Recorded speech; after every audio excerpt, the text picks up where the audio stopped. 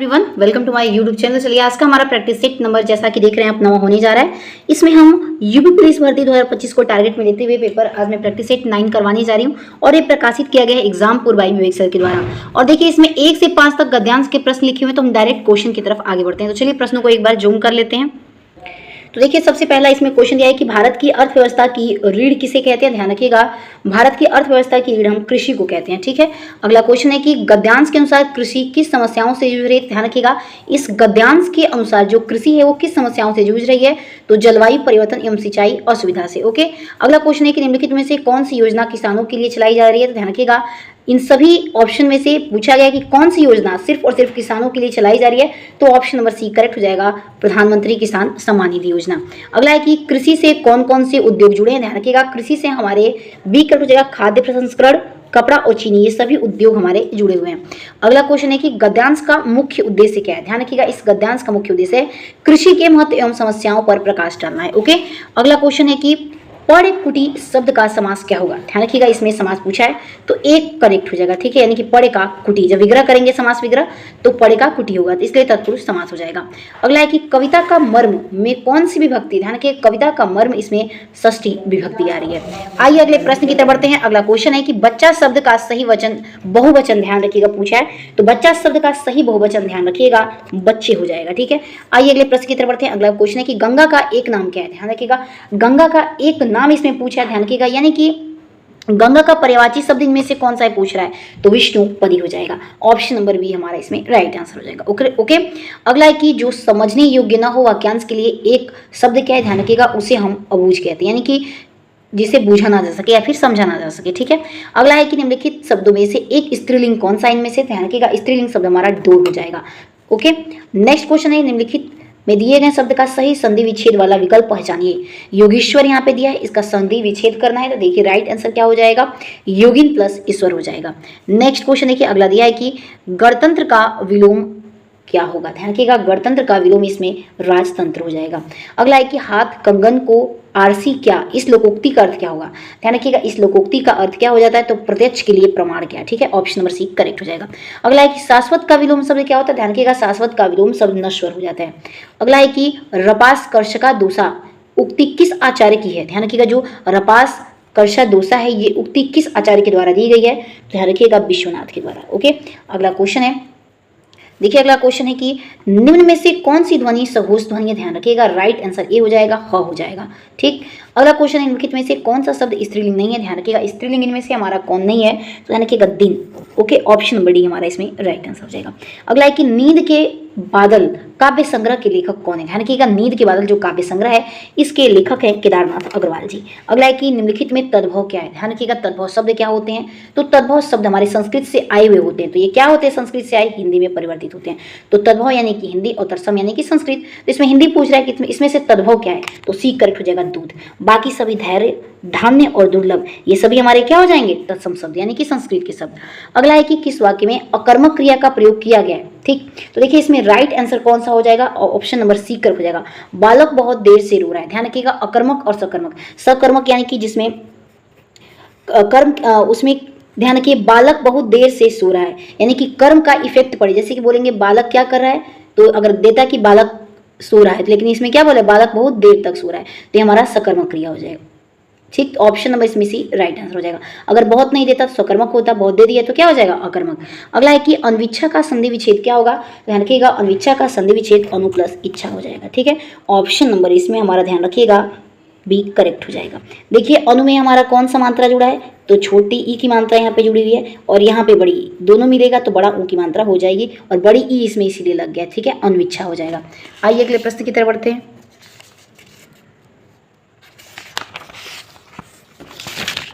देखिए अगला क्वेश्चन आगे दिया है कि भारत का पहला पीपीपी यानी triple P green waste processing plant किस शहर में स्थापित किया गया है। एक सेकेंड रुक जाइए, क्वेश्चन नंबर आगे हमारा देखिए, क्वेश्चन अगला हमारा 23 नंबर होगा।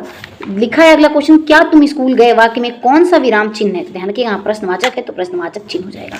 अगला क्वेश्चन है कि जाति शब्द का बहुवचन क्या होगा। ध्यान रखिएगा, जाति शब्द का बहुवचन हमारा इसमें जातियां हो जाएगा। अगला है कि अर्चना अत्यंत सुंदर है, रेखांकित पदों का भेद क्या है? ध्यान रखिएगा राइट आंसर इसमें हमारा बी हो जाएगा, यानी कि प्रविशेषण है। ध्यान रखिएगा प्रविशेषण वो होते हैं जो विशेषण की भी क्या बताएं, विशेषता बताएं।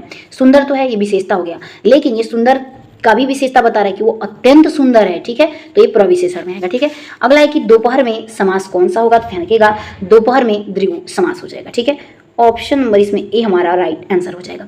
क्यों? क्योंकि जिसमें चौराहा आ जाएगा, ठीक, चौराहा आ गया, या किसी अंक के बारे में बात कही गई, चौराहा, चौमासा, या यहाँ पे क्या बोला है, दो का प्रयोग हुआ है तो द्विगु हो जाएगा, ठीक है। ऑप्शन नंबर एक करेक्ट कर देंगे। अगला है कि सहजयान के प्रवर्तक कौन है? ध्यान रखिएगा सहजयान के प्रवर्तक सराफा है। ऑप्शन नंबर एक राइट आंसर हो जाएगा। अगला है कि कल्लोलिनी का अर्थ क्या होता है? तो कल्लोलिनी का अर्थ ध्यान रखिएगा नदी होता है। अगला क्वेश्चन है कि निम्नलिखित विकल्पों में से मिश्र विकल्प को पहचानिए। तो इनमें से मिश्र विकल्प हमारा ध्यान रखिएगा सीक्रेट हो जाएगा। उसने जो परीक्षा दी वह 10वीं की थी, ठीक है, तो ये हमारा मिश्रित वाक्य। क्यों? क्योंकि उसके बारे में बताया जा रहा है कि उसने जो परीक्षा दी, तो ये सरल वाक्य होता है, लेकिन उसके बारे में कि वह 10वीं की थी, ठीक है, उसके बारे में उल्लेखित किया जा रहा है। अगला है कि हा हा हा, और यहाँ विसमिति बोधक चिन्ह दिया है। इन्हें रोकने को टोकने न लगाओ तुम, इस पंक्ति में कौन सा अलंकार है? ध्यान रखिएगा इसमें हमारा विप्सा अलंकार है।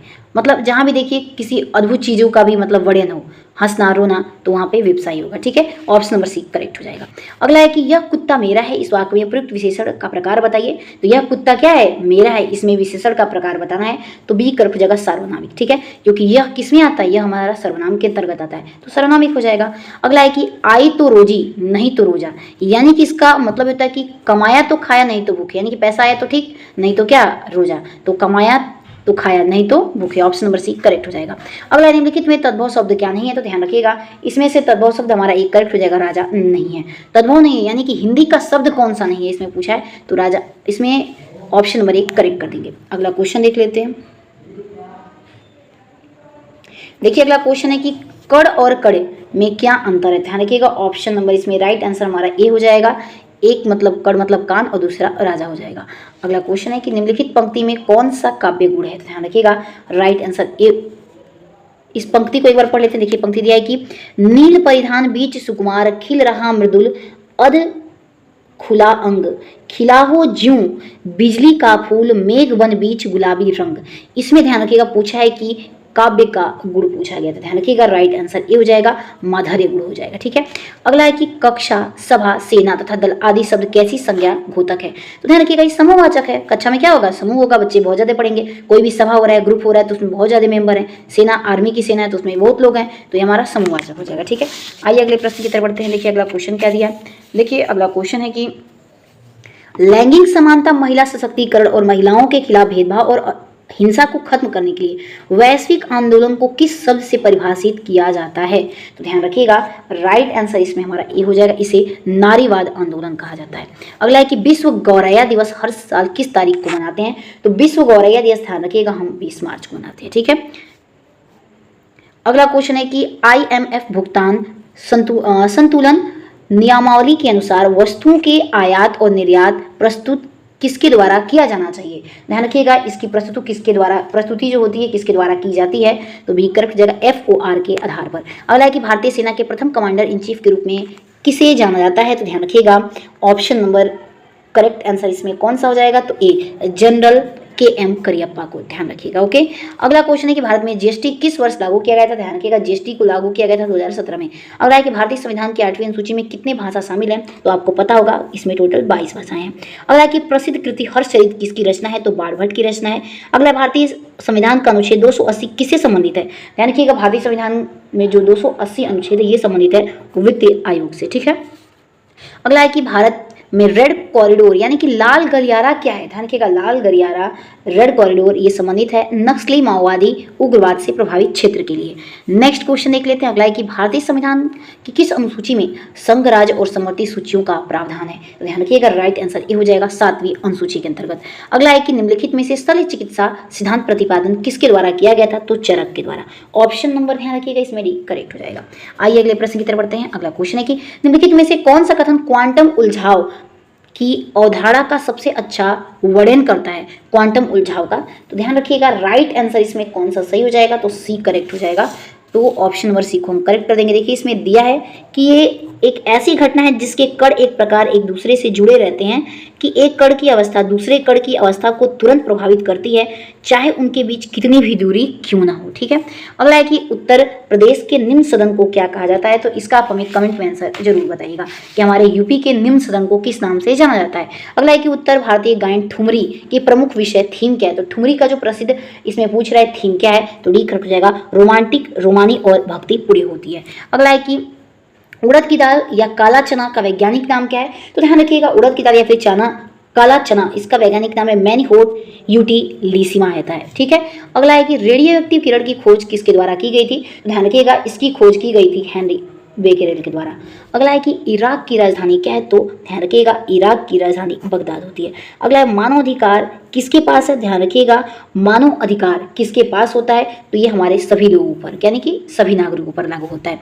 अगला क्वेश्चन है कि साइट का मतलब क्या होता है, इसका फुल फॉर्म पूछा है, तो साइट का मतलब होता है सैटेलाइट इंस्ट्रक्शन टेलीविजन एक्सपेरिमेंट होता है। अगला है कि गोल्डन फाइबर क्रांति का संबंध किससे, ध्यान रखिएगा जो गोल्डन फाइबर क्रांति है इसका संबंध होता है जूट से। ठीक है, अगला क्वेश्चन है कि साइबर सुरक्षा में एन्क्रिप्शन का उद्देश्य क्या होता है, तो एन्क्रिप्शन का उद्देश्य होता है अनाधिकृत पहुंच को रोकने के लिए डेटा को कोडित रूप में कन्वर्ट करना होता है। नेक्स्ट क्वेश्चन अगला है कि संयुक्त राष्ट्र का मुख्यालय कहाँ स्थित है, तो ध्यान रखिएगा संयुक्त राष्ट्र जो है इसका मुख्यालय पूछा गया है तो न्यूयॉर्क में स्थित है। अगला है किस वर्ष रूस ने अंतरिक्ष में मानव को सफलतापूर्वक भेजा गया था, ध्यान रखिएगा 1961 में रूस ने सफलतापूर्वक अंतरिक्ष में मानव को भेजा था।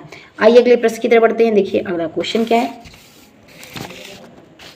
देखिए अगला क्वेश्चन है कि भारत का पहला PPP यानी कि ग्रीन वेस्ट प्रोसेसिंग प्लांट किस शहर में स्थापित है, ध्यान रखिएगा ऑप्शन नंबर इसमें कौन सा करेक्ट हो जाएगा, डी यानी कि इंदौर में। अगला है गुलाम वंश का अंत किसने किया, गुलाम वंश का अंत ध्यान रखिएगा जलालुद्दीन खिलजी के द्वारा किया गया। अगला है कि विटामिन डी की कमी से कौन सा रोग होता है, तो ध्यान रखिएगा विटामिन डी की कमी से होने वाला रोग सूखा रोग है। अगला है कि आर्थिक सहयोग और विकास संगठन किस प्रकार का आर्थिक समर्थन करता है, ध्यान रखिएगा इसमें डी करेक्ट हो जाएगा, ये आर्थिक और सामाजिक कल्याण में सुधार करने वाली नीतियों को बढ़ावा देकर।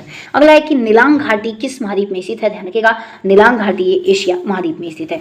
तो चलिए दोस्तों मिलते हैं अपने अगले वीडियो के साथ। वीडियो पसंद आए तो इसे अधिक से अधिक लाइक एंड सब्सक्राइब करना नहीं भूलिएगा। तब तक के लिए जय हिंद जय भारत।